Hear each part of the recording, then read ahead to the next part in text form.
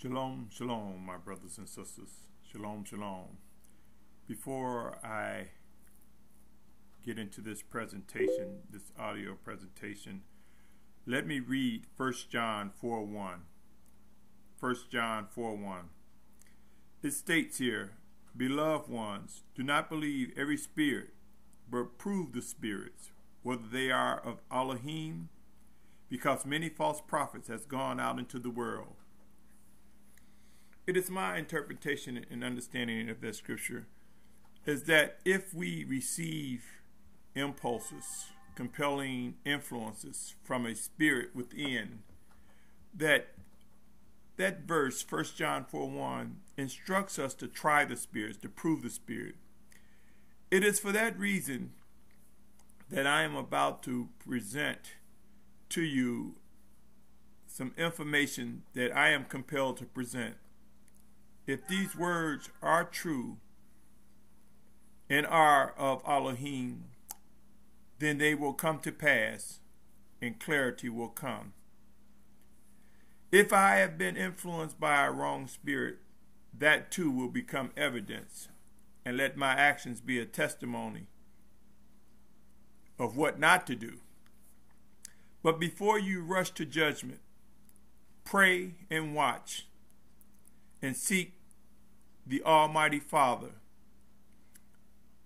Yahuah, in the name of Yahusha. Seek him out for understanding and examine these words very carefully. This is another end time alert. This is end time alert number 8. Shalom, my brothers and sisters. Shalom. As I mentioned, the things that come within me, I bring them to the surface. For if it is indeed of Yahuah, it will prove to be true. Have seals been opened? Have seals been opened? Has the rider of the black horse begun his task? Could this third seal depict hyperinflation? And has the process begun? I am compelled to believe, my brothers and sisters, when you look at the massive drought that not only is upon the United States, but also globally, we are beginning to see a drought that never before has been recorded in the history of documentation. A drought that will result in massive famine. In other words, massive food shortages. We will see in the coming days, more like probably within 3 to 7 months, we will begin to see the prices of food begin to skyrocket beyond measure. We will begin to see shelves become empty because of scarcity of food. I am compelled to believe that the process has begun, my brothers and sisters, and that companies and manufacturers are manipulating packaging sizes, the way they market their products.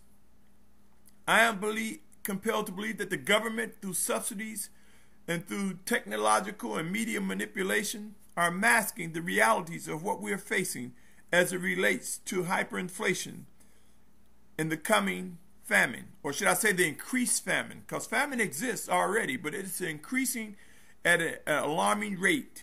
The intensity will be never before like we have experienced.